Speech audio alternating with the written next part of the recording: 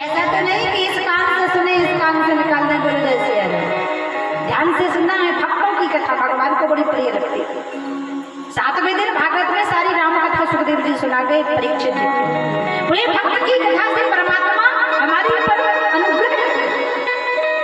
बोले अगर प्रभु के मरम की बात की जाए तो राम जी को मरम हनुमान जी नहीं जाने। बोले जब हनुमान जी महाराज बोले राम जी के साथ गए और भगवान श्री राम लंका पहुंचे और लंका पहुंचकर भगवान ने लंका की तलहटी के आकाश मार्ग में देखा कि बढ़िया राम की सभा चल रही है। जिस सभा में नाना प्रकार की नृत्यांगना नृत्य कर रही है, नाना प्रकार की बसंत ऋतु है, उसी सभा में मंदोदरी के कर्ण फूल बिजली के समान चमक रहे, रावण का छत्र मुकुट चमक रहा। तो उसी समय भगवान मर्यादा पुरुषोत्तम श्री राम ने रावण की सभा को नष्ट करने के लिए सत्य भेदी बाण चलाया। सज्जनों, संसार में केवल 4 लोग सत्य भेदी बाण चलाना जानते थे। कौन कौन? बोले सबसे पहले सत्य भेदी बाण चलाना जानते थे चक्रवर्ती चक्रचूड़ामणि महाराज दशरथ। दूसरा सत्य भेदी बाण चलाना जानती थी माता केकई। तीसरा सत्य भेदी बाण चलाना जानते थे भगवान राम। और चौथा सत्य भेदी बाण चलाना जानते थे कलयुग में पृथ्वीराज चौहान। क्योंकि जब पृथ्वीराज चौहान जी को दुश्मनों ने पकड़ लिया था तब उनके मंत्री ने कहा था कि 4 बाज 24 गज अंगुल अष्ट प्रमाण उत्ता ऊपर सुल्तान है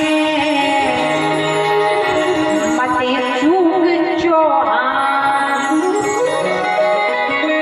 लेकिन प्रश्न खड़ा होता है यहाँ पर, अरे जब राजा दशरथ सत्य भेदी बाण चलाना जानते थे तो फिर महाराज दशरथ ने श्रवण कुमार को बाण क्यों मारा?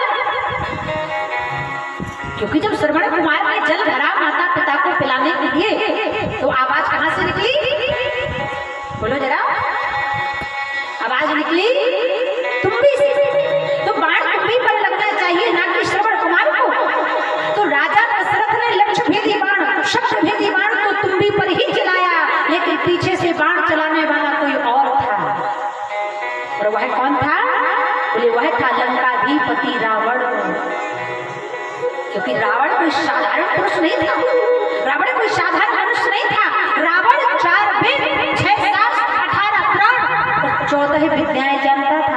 कितनी विद्याएं? 14। और आजकल का व्यक्ति विद्या को छोड़िए, आजकल का व्यक्ति अगर एक सांप मार देता है तो लाठी पर रख के पूरे खैरी को दिखाता है कि मैंने सांप मारा। लेकिन रावण को 14 विद्याएं जानता था। और वो 14 विद्याएं कौन कौन सी है रावण की? गिन लेना बैठे बैठे। बोले पहली विद्या राग रसायन नृप गति नट विद्या वेदांग और तुरंग चढ़न व्याकरण पढ़न जानन ज्योतिष अंग धनुष बाण रथ हाथ वो चोरी ब्रह्म ज्ञान और जल तैरन धीरज धरण 14 विद्या ज्ञान। रावण भी 14 विद्या जानता था, कोई साधारण पुरुष नहीं। तब पीछे से बाण मारा रावण ने, राजा दशरथ को भ्रम हो गया। और यहाँ पर समुद्र के पार भगवान राम ने सत्य भेदी बाण चलाया, जिसमें रावण का मुकुट गिर गया, मंदोदरी के कर्ण फूल गिर गए, वहीं पर जामवंत खड़े, नल नील खड़े, बंदर भालू खड़े, हनुमान जी खड़े। लेकिन कोई मरम जान, ये मैं नहीं बोल रही, बाबा लिखे हैं मानस में कि छत्र मुकुट ताटंक धर हते एक ही बाण छत्र मुकुट ताटंक धर हते ही बाण सबके देखत मही बरे मरम लगो पूजा पूरा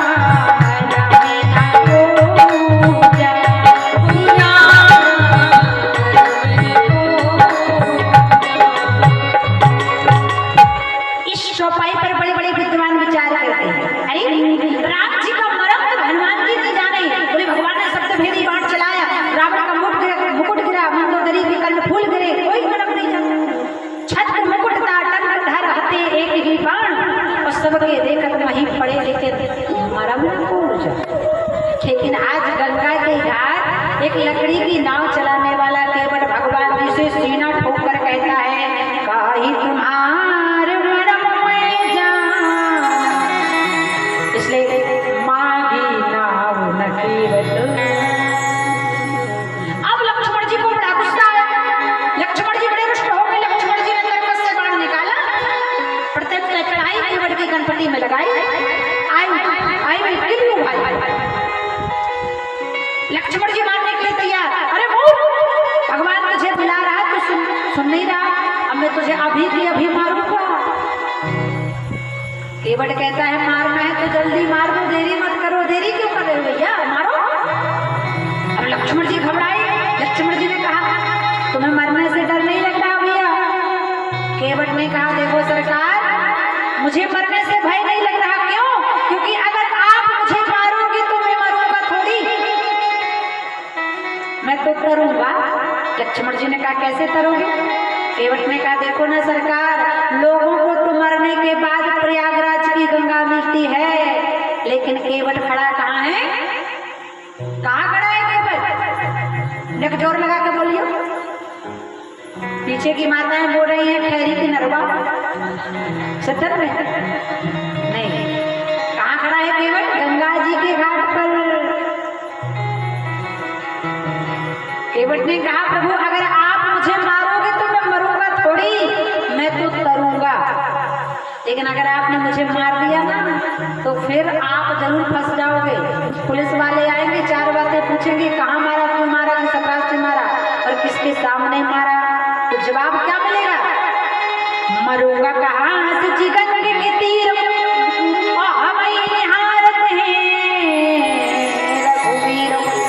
अपराध यही इस सेवक का जो प्रभु राम के चरण पखार। मेरा यही अपराध है कि मैं आपके चरणों को धोकर पार करना चाहता हूँ, मारना है तो मार कर। लक्ष्मण जी भी समझ गए भगवान का बहुत बड़ा भक्त है, मुझे 302 के चक्कर में नहीं पड़े। लक्ष्मण जी साइड हो गए। अच्छा, अब फिर भगवान ने केवट से कहा ओ भैया विलंब हो रहा, जरा पार कर दो, क्योंकि जब तक तुम हमें पार नहीं करोगे तब तक खैरी के लोग भी भवसागर से पार नहीं होंगे, पार कर दो। केवट तो वही जवाब दे रहा है, क्या कह रहा है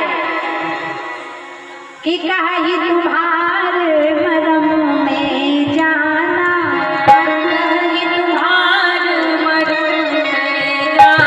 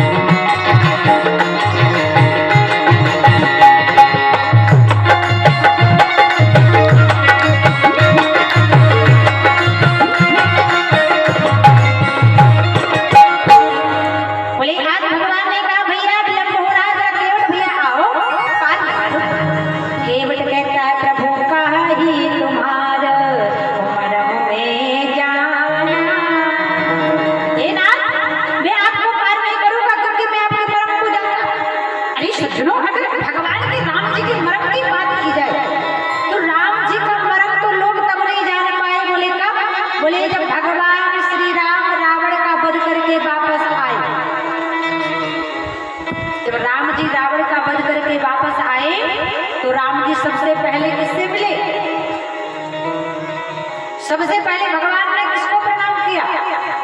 बुद्धिलाल जी। बोले राम जी जब रावण का वध करके आए तो सबसे पहले किससे मिले? बोले प्रथमता शुद्र ही गए भवानी, अब प्रभु जाने के कई लगाने। भगवान मिले माता के कैसे?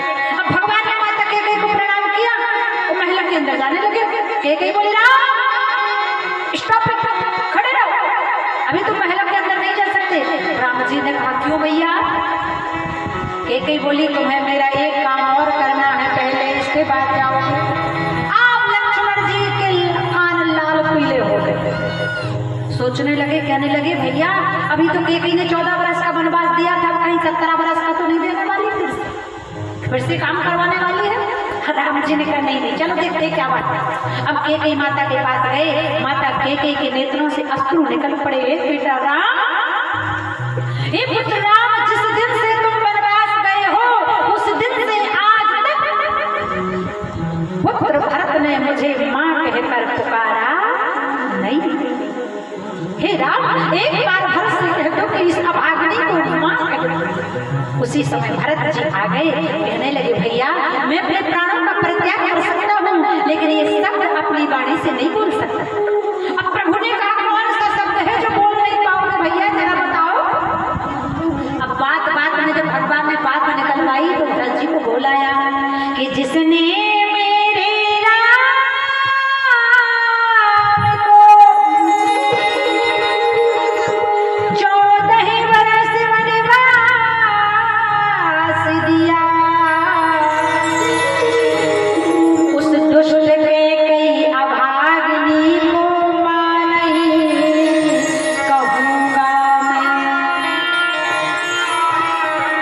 भगवान बोले भैया एक बार तो तुमने बोल ही दिया है, मां नहीं कहूंगा मैं, अब कहो अन्यथा ना। तब भगवान ने एक पल में सारी अयोध्या की प्रजा को हृदय से लगा लिया। लेकिन सबको लगा राम जी हमसे गले लग रहे, लेकिन एक हुक्म क्यों नस्ती भगवान तो एक थे। क्षणमय मिले सबई भगवान, अरे उमा मरम यह काहू न जाने, विधि हरि शंभु न जान निहारे, और तेरे हूँ जानत मरम तुम्हारे। श्रृंगी ऋषि यह मरम न जाना। अगर प्रभु के मरम की बात की जाए तो बड़े बड़े महात्मा मरम नहीं जान पाए। तो गंगा के घाट का केवट बोलता है मैं जानते। बोले श्रृंगी ऋषि यह मरम न जाना, पुत्र काम शुभ जग को ठाना। और बोले कौशल्या यह मरम न भाखा, 9 मास जही गर्भ में राखा। केकई मरम जान जो पौती, तो 14 वर्ष न वन में पठौती। दशरथ मरम जान जो पौते, तो पुत्र वियोग कहे प्राण गवोते।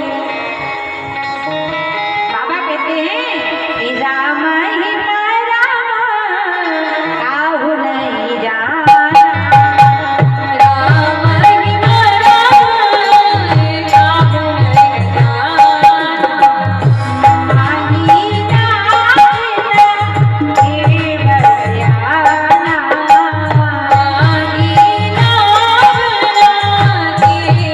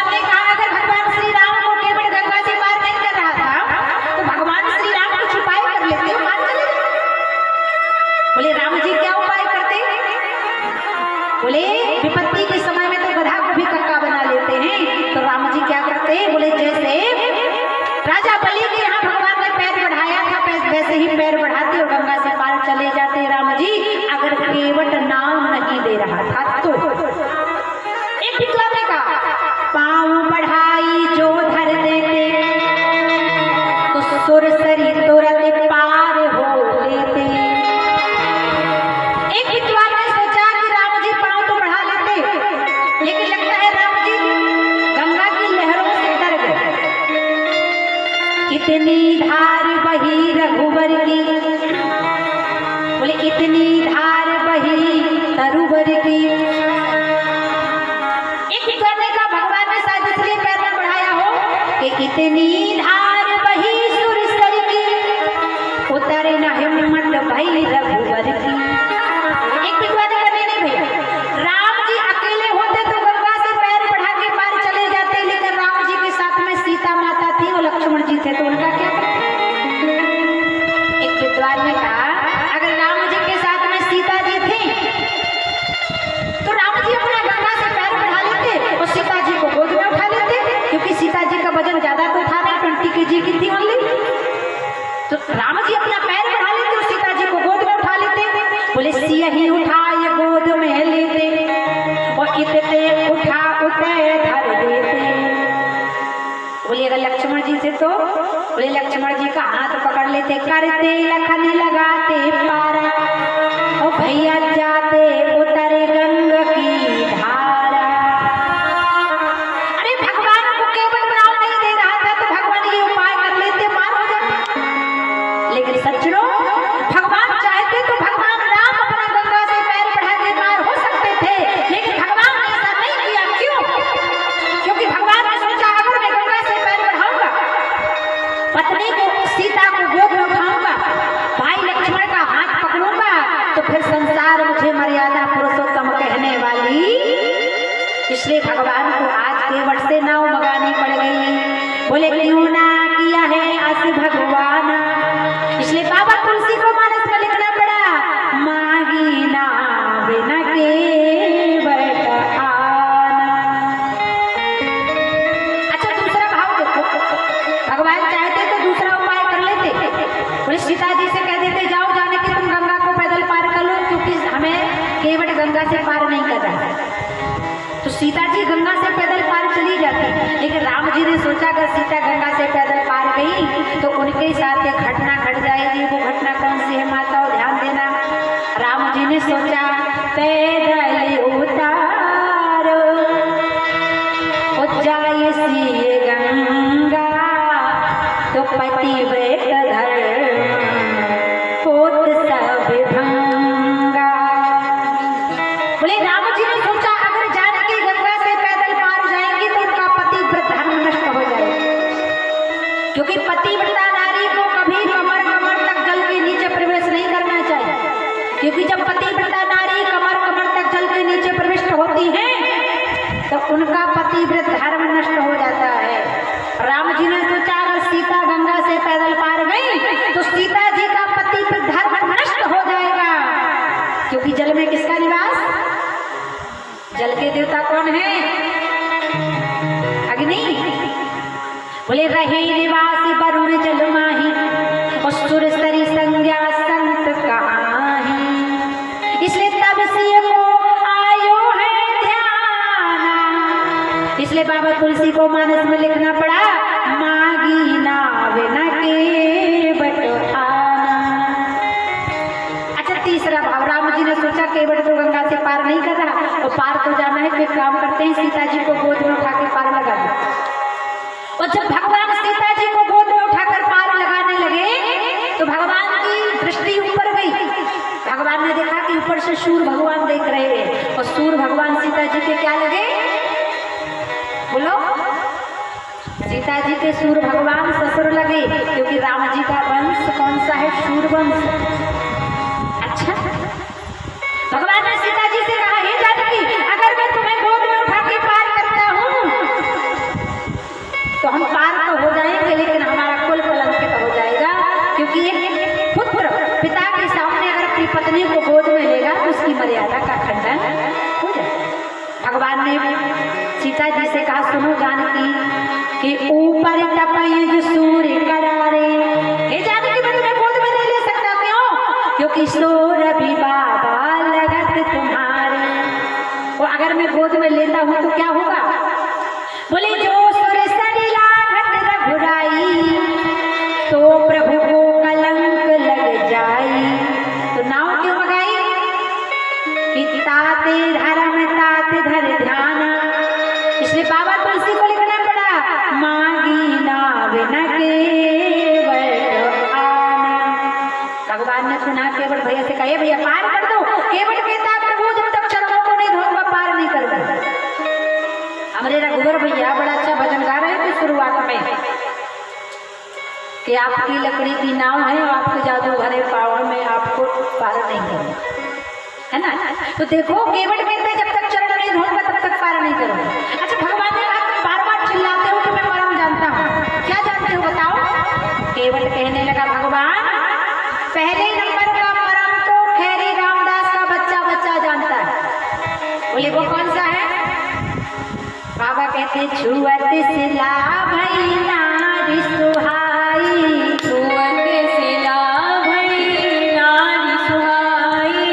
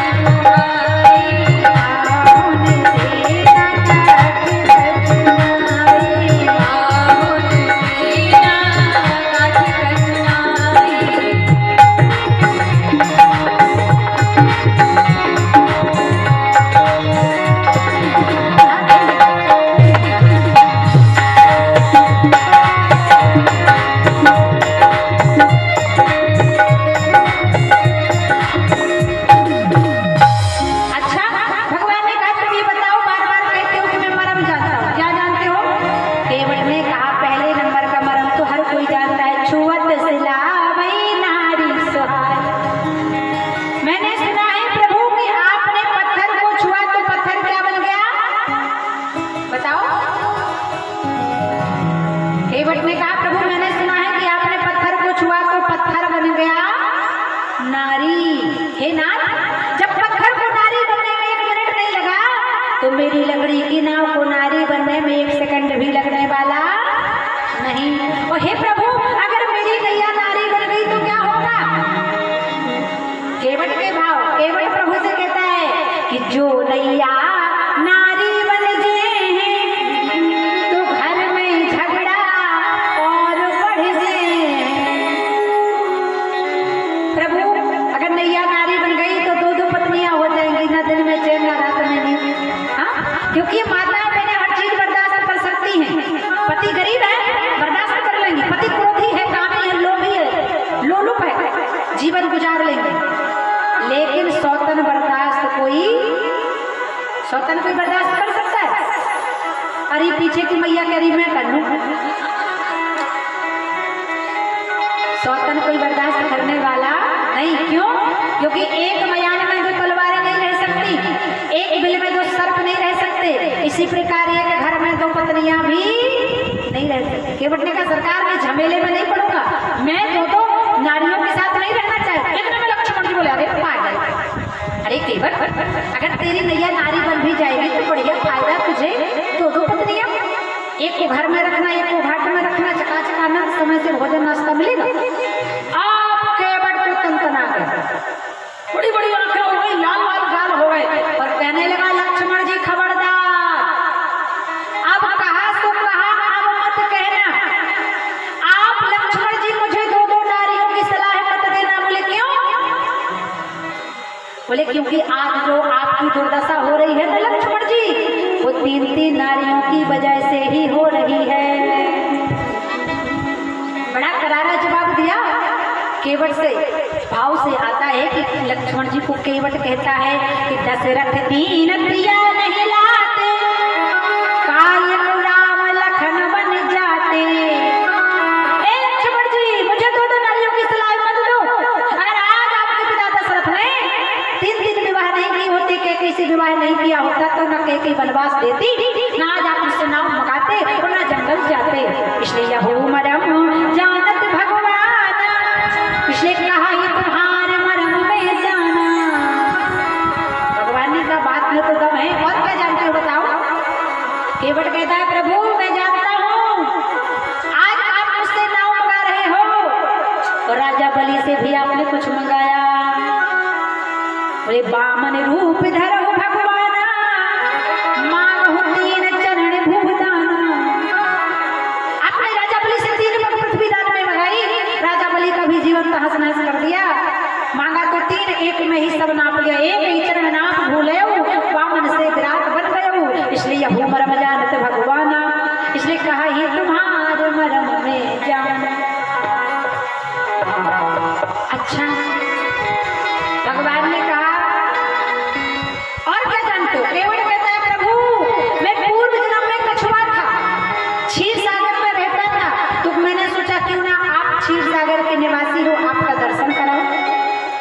दर्शन करने जाता तो एक तरफ ही शेषा होता लक्ष्मण जी और दूसरी तरफ ही लक्ष्मी स्वरूपा जानकी जी। बोले एक ही चरण, बोले जब आपके चरणों की ओर गया तब क्या हुआ? बोले चरण निकट जब गया विधाता तब वहीं शेष करे फुफकाता। लक्ष्मण जी की ओर देखता है केवल, ये जो है ना ऐसी फुफकार लगाते थे कि मैं 100 फुट से गहरे जल में जाके डूब जाता था। फिर आता धीरे धीरे, फिर जाता सिर की ओर तो दूजे चरण और निकट जब गया तब ही रमा पंखा हरिदयऊ। ये लक्ष्मी स्वरूपा लक्ष्मी जी जानकी जी ऐसा पंखा मार देती थी कि चलो हटो अभी सेवा का अवसर हमारा है। ऐसे करते करे इस कच्छप के प्राण निकल गए। लेकिन अब मैं समझ गया कि आप वही क्षीर सागर के निवासी नारायण राम रूप में मेरा कल्याण करने आए हो। कैसे? बोले प्रभु मैं आपके नियम को जानता हूँ। अरे बोले प्रेम के पाले पड़कर प्रभु को नियम बदलते देखा और खुद का मान टले टल जाए पर भक्ति का मान न टलते देखा। अब भगवान गदगद हो गए, ओ भैया तेरी जय जयकार चला, जल्दी से मेरे चरणों को धो ले। अच्छा कितने लोग चाहते हैं कि केवल भगवान को गंगा से पार कर दे? जरा हाथ उठा के बताओ। अब जितने लोगों ने हाथ उठाया है उतने लोगों को भगवान के पार होने की लीला में नाचना पड़ेगा। तो जब राम जी को पार करोगे नाच के गा के ताली बजा के, तो राम जी हमें इस भवसागर खैरी से पार करेंगे। तो पार जाना कि नहीं? एक मैया बोली अब ना जाना, हाँ करो या ना करो मैया जाना तो पड़ेगा, आया है तो जाएगा। राजा रंग फकीर कोई सिंहासन चढ़ चला कोई बधा, इसलिए आओ।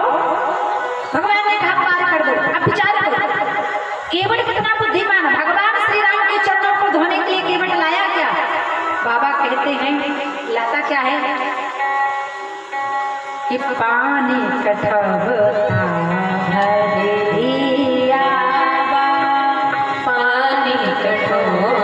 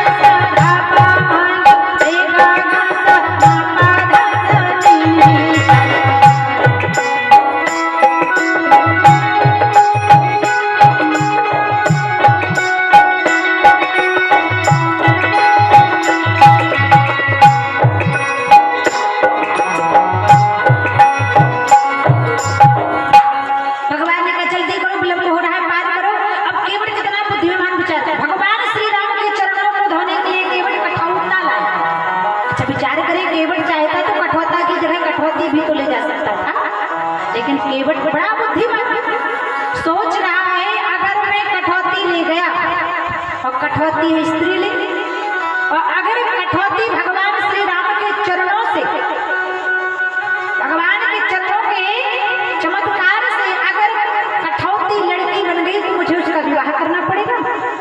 इसलिए काम करता हूँ, कठौता ले जाता हूँ, बनना होगा तो लड़का बन जाएगा, दूसरे घाट में दूसरी नाव डाल दूंगा, मेरा तो बिजनेस ही बढ़ जाएगा।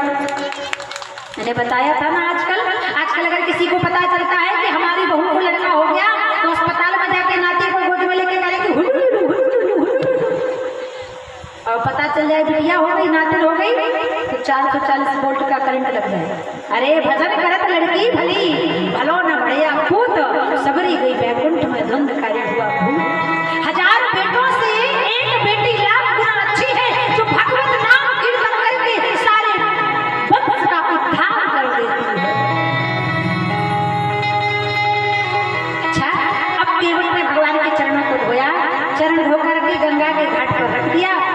दूसरा धोया फिर रख दिया। अब भगवान के चरणों में बालू लग गई।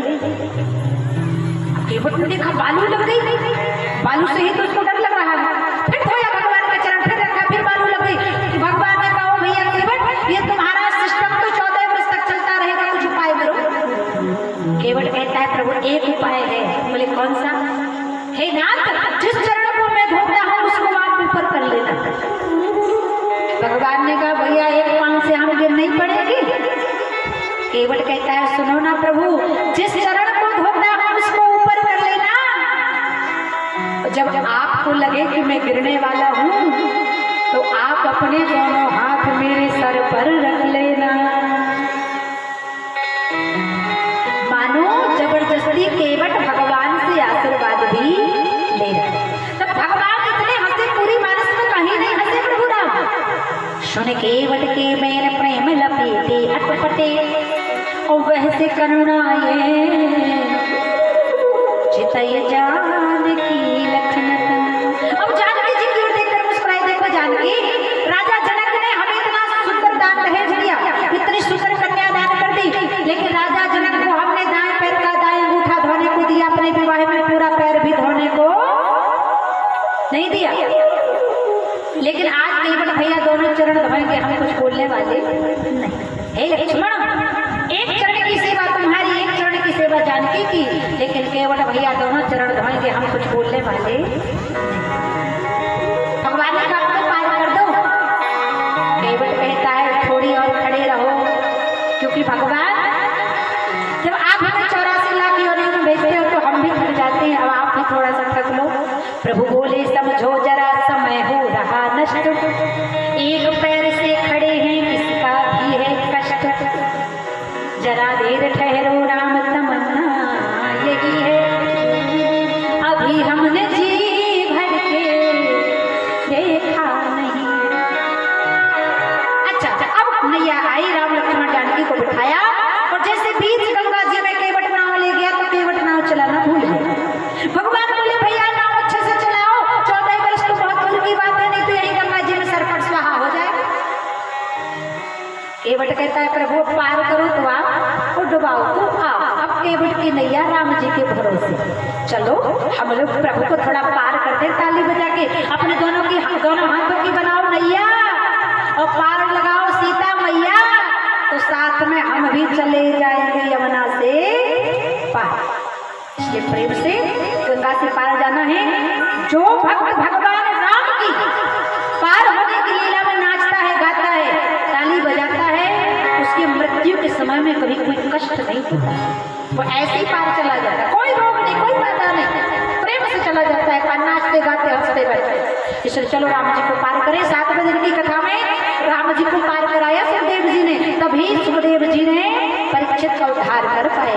इसलिए दोनों हाथ उठाओ, प्रेम से करो पार, नाच लेना थोड़ा सा प्रेम से, याद रख लेना। आज नाचोगे तो फिर संसार में किसी के सामने नाचना नहीं पड़ेगा।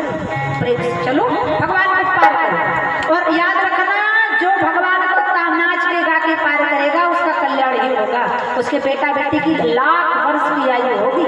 चलो प्रेम से भगवान को पार करो। वो मेरी नैया में लक्ष्मण राम, गंगा मैया धीरे का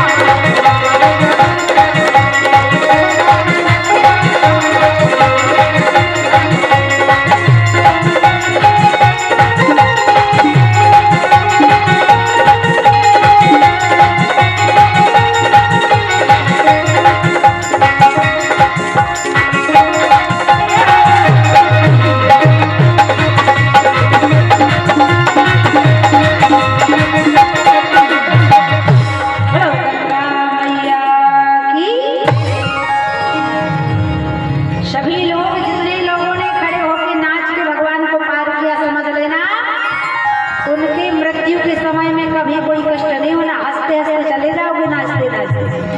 और जो बैठकर ताली बजा रहे थे वो भी संसार से पार नाच नाच के प्रेम से भगवान के साथ चले जाएंगे। बोलो भवसागर तारण भगवान की। अब भगवान पार हो गए, हम भी पार होंगे। लेकिन भगवान ने जब पार देखा कि केवट ने कर दिया, भगवान संकोच करने लगे। केवट उतारे दंडवत कीना, प्रभु संकोच यह अछु नहीं दीना। अरे केवट ने पार कर दिया, देने के लिए कुछ नहीं, भगवान सब चाहे। पत्नी कैसी होनी चाहिए? देखो, माता जानकी समझ गई हमारे पति संकोच करने लगे, तो पत्नी वही है जो पति बोल ना पाए और पत्नी समझ जाए कि पति क्या बोलने वाला है।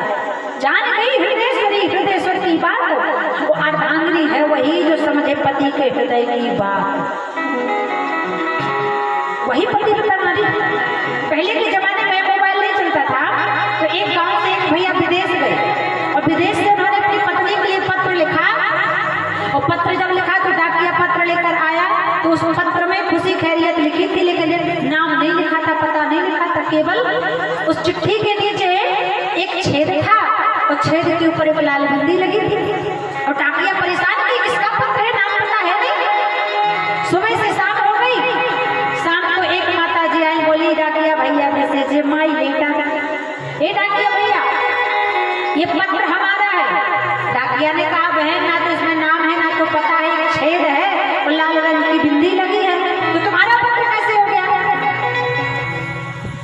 वह माता जी कहने लगी, देखो ना भैया, इस पत्र के नीचे एक छेद है, छेद के ऊपर एक लाल बिंदी है, इसलिए ये पत्र मेरा है, क्योंकि मेरे पति का नाम ही तो छेदी लाल है। वही पतिव्रता नारी है जो पति के रुख को समझ ले, है ना। सीता माता समझ गई हमारी पति संकोच करे, तत्काल रत्न मुद्रिका निकाली, है प्रभु राघवेंद्र सरकार दीजिए केवट भैया को। केवट चरण गहा फुलाए। ये नाथ याद में काय में बाबा मिटे दोस्तों दारिद्र दावा, ये नाथ सकल संपदा जो मेरी नाव में बैठकर आ गया हो, उससे बड़ा धनवान कोई होगा बताओ? भगवान ने कहा ऐसा नहीं, हम अपना ऋण नहीं छोड़ेंगे, लेना पड़ेगा। अच्छा ठीक है प्रभु, अगर आप देना चाहते हो, केवट ने कहा अगर आप देना चाहते हो मेरे रघुनंदन राजा राम, तो वहां दे देना। बोले कहाँ? अब केवट की बात समझ में आ जाए तो दोनों हाथ उठा के ताली बजा दो, ठीक है। केवट ने कहा अगर आप मुझे देना चाहते हो प्रभु तो वहां देना। बोले कहाँ? कि खुद को ऋणी समझते हो प्रभु, तो ऋण अपना वही चुका लेना। मैंने तुमको पार किया, प्रभु मुझको पार लगा देना। बोलो भक्त वत्सल भगवान की। जे चरित जुगावहि हरिपद पावहि, तेना परे भव भूपा। सुखदेव जी ने परीक्षित को कहा, ऐसे भक्त वांछल कल्प तरु भगवान के 16,108 डुबाए हुए बुरे नरकासुर 16,100 रानियों को कैद करके रखा था। संकल्प लिया था जब 16,101 हो जाएंगे तब विवाह करेंगे। भगवान ने उसका वध किया और सारी 16,100 रानियों का भगवान ने वरण किया, तो हो गई 16,108। बोलो दामोदर द्वारकाधीश भगवान की। अब एक बड़ी प्यारी कथा सुखदेव जी महाराज ने राजा परीक्षित से कहा, बाबा भगवान गोपाल कहलाए, भगवान गोविंद कहलाए। भगवान का एक नाम गोपाल, एक गोविंद, एक माधव, एक केशव, एक द्वारकाधीश। तो एक भगवान का नाम दीन बंधु भी है। तो भगवान ने ऐसे किसी दीन को अपना बंधु बनाया है? सुखदेव जी ने कहा हाँ परीक्षित, भगवान ने एक भक्त को जो अति दीन था उसको अपना बंधु बनाया। और वो दीन बंधु कौन बने? बोलिए सुदामा जी महाराज की। देखो सुदामा जी महाराज दरिद्र नहीं थे। अच्छा एक बात बताओ, चावल कितने लोग लेके आए हाथ उठा के बताओ। याद रख लेना, जिसके घर से आज तंदुल आए हैं ना, उसके घर में अन्नपूर्णा की कभी कमी नहीं हो। भगवान ने सुदामा जी को आशीर्वाद दिया है कि जिस घर से भागवत जी की कथा में तंदुल जाएंगे, उसके घर में हमेशा द्वादशी ही होती रहेगी, कभी एकादशी भूखमरी नहीं पड़ेगी। बोलो राधे राधे। बोले सुदामा जी दरिद्र नहीं थे। सुदामा जी को दरिद्र नहीं कहा गया। दरिद्र है कौन? बोले सुदामा जी तो इतने सत्यवादी सदाचार ब्राह्मण थे, जितना उनके पास था वो उतने में संतुष्ट रहा करते थे। वो दरिद्री कौन है? बोले सुदामा जी दरिद्र नहीं है, दरिद्र है सुशीला जी।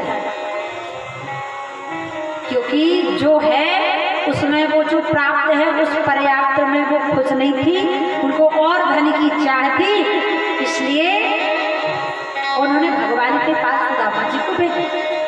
सुदामा जी दरिद्र नहीं थे। वो दरिद्र है कौन? दरिद्र कौन है पता है?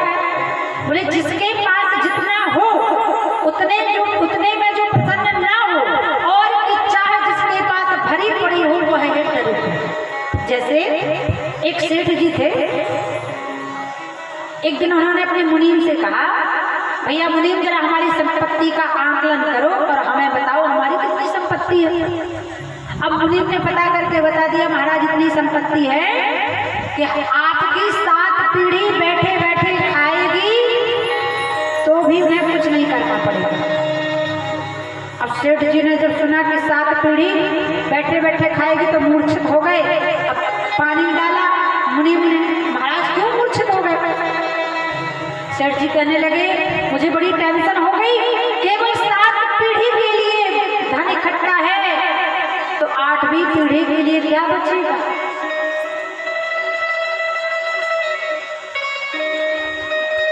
आठवीं पीढ़ी की चिंता है, वो है दरिद्र। जिनके पास जितना है उतने में संतुष्ट ना हो, वो है दरिद्र। उस सुदामा जी विरक्त संत हैं। सुदामा जी का ऐसा स्वभाव है कि वो संसार में तो हैं, लेकिन संसार में आसक्त नहीं है। जैसे आपने देखा होगा, भगवान तक पहुंचने के 2 मार्ग हैं, याद रखना, एक विरक्त मार्ग और एक गृहस्थ मार्ग। विरक्त मार्ग है बाईपास से होकर जाना, और गृहस्थ मार्ग है बीच बाजार मार्केट से होते हुए जाना। गृहस्थ जीवन में कितने संबंध निभाने पड़ते हैं, और विरक्त जीवन है बाईपास की तरह रोड, ना कोई टोल प्लाजा, ना कोई भीड़ भाड़, सटसटाते हुए चले जाए। तो कई गृहस्थ संत भी ऐसे हैं जो माया में गृहस्थ संत में रहकर भी महात्मा है। ठीक प्रकार सुदामा जी भी इस गृहस्थ जीवन में रहकर भी विरक्त हैं। जैसे आपने देखा होगा, दुकान, कपड़े की दुकान होती है ना, उसमें कितने सुंदर सुंदर पुतले खड़े होते हैं। अच्छा लहंगा पुतला पहने रहता है ना, चोली पहने होता है, चुनर ओढ़े होते हो, और वो दुकान पर खड़े रहते हैं। तो आप उन पुतलों के पास जाते हो, उन पुतलों को देखते हो, कहती हो वाह भैया कितना अच्छा पुतला बनाया, कितना बढ़िया पुतला बनाया है। उस पुतला और पुतलिया को देखकर, उस पुतला पुतलिया को देखकर आप आनंद लेते हो, सराहना करते हो कि बनाने वाले का भी क्या दिमाग है। इस दुकान में देखो पुतला खड़ा है कितना प्यारा, लेकिन आप उससे मोह नहीं करते, आप उससे प्रेम नहीं करते, आपका दिल उस पर नहीं आता। उसी प्रकार स्वभाव है सुदामा जी का। वो संसार में तो रहते हैं, सबको भगवान के बनाए हुए पुतला पुतरिया की भांति देखते हैं कि भगवान ने शरीर कितना अच्छा बनाया, कान बनाए, नाक बनाए, ओंठ बनाए, गाल बनाए, सुंदर शरीर 2 अक्षर का बनाया।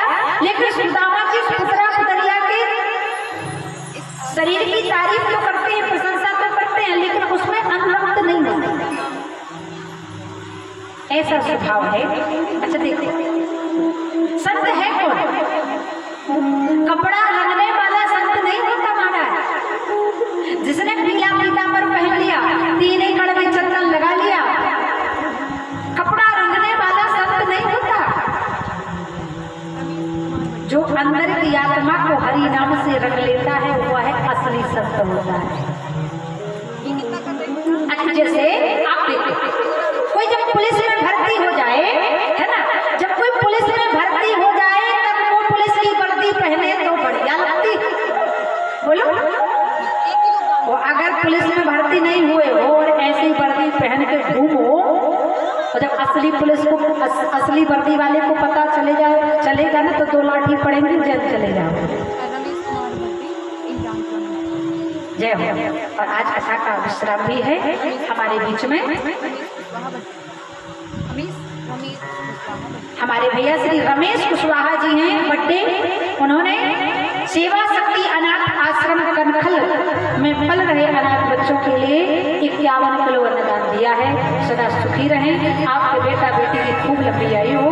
जिस किसी का भी हृदय है पर ताली बजा दें। सज्जनों, जब कभी आप लोगों का मन हो, आप लोग हरिद्वार की पावन धरा पर भ्रमण करने के लिए आइए। आश्रम में रहने की खाने की व्यवस्था मिलती है और आपका जो इच्छा हो भाव हो तो उन अनाथों को आप दान दे सकते हो, क्योंकि अनाथ आश्रम में 200 से अधिक अनाथ बच्चे पल रहे हैं, पढ़ रहे हैं। उनकी भोजन की व्यवस्था, कपड़े की व्यवस्था पूज्य गुरु जी और हम सब मिलकर कर रहे हैं। इसलिए जिसकी इच्छा हो तो अन्नदान धनदान आज अपना नाम पूजा दीदी के पास लिखवा दें, जिसको जो नाम अन्नदान देना है। और क्योंकि कल तो हम लोग चले जाएंगे भगवद गीता होकर। और भैया कुल्लू कुशवाहा जी हैं, उनकी ओर से भी 21 किलो अन्नदान। जय हो भैया, आपके लाडले बेटा की खूब लंबी आई हो। क्योंकि सज्जनों आश्रम चल रहा है हम सभी किसानों के द्वारा, इसलिए जिसका भाव हो, जिसकी जो श्रद्धा हो, 1 किलो 2 किलो 10 किलो 20 किलो तो प्रेम से दे सकता है और ला के दे सकता है। प्रेम से बोल वृंदावन बिहारी लाल की। और जिस किसी माँ के घर में कोई औलाद ना हो और जिस माँ को औलाद गोद लेनी हो, बेटा बेटी जिसको जो गोद लेना हो, तो वो हरिद्वार सेवा शक्ति धाम कनखल में जाकर पूज्य गुरुदेव राम प्रपन्नाचार्य महाराज के पावन सानिध्य से मैं आप सभी को और बच्चे को गोद में दिला सकती हूँ। तो जिस किसी की इच्छा हो तो वो भी संपर्क कर सकते हैं पूजा दीदी से। प्रेम से बोलो हरिद्वार धाम की। अच्छा, आज का बस समय है, इसके बाद फिर अनाथों को दान करने का मौका नहीं मिलेगा, अवसर नहीं मिलेगा। जिसकी इच्छा हो तो अपनी अपनी कुटिया को पवित्र जरूर कर लेना, खेतों को पवित्र कर लेना। कोई अनाथ बेटा बेटी आपके दानों को खाएगा तो आपकी औलाद दाने दाने को कभी मोहताज नहीं होने वाली, इतना बस याद रखना। प्रेम से बोलो हरिद्वार धाम। ध्यान रखना, आज सुदामा जी ठीक उसी प्रकार से संत हैं, देखने में साधारण लगते हैं लेकिन अंदर से विरक्त संत हैं। भगवान की बनाई हुई पुतरा पुतरियों का दर्शन करते हैं और उनमें अनुरक्त नहीं होते। ठीक वैसे संत, असली संत वही है कि जिसने पहले अपनी आत्मा को रंग लिया हो, उसके बाद कपड़े चोला को रंगे तो वो संत शोभा देता है। जैसे पुलिस में भर्ती होने के बाद वर्दी पहने तो वर्दी अच्छी लगती है, और बगैर भर्ती के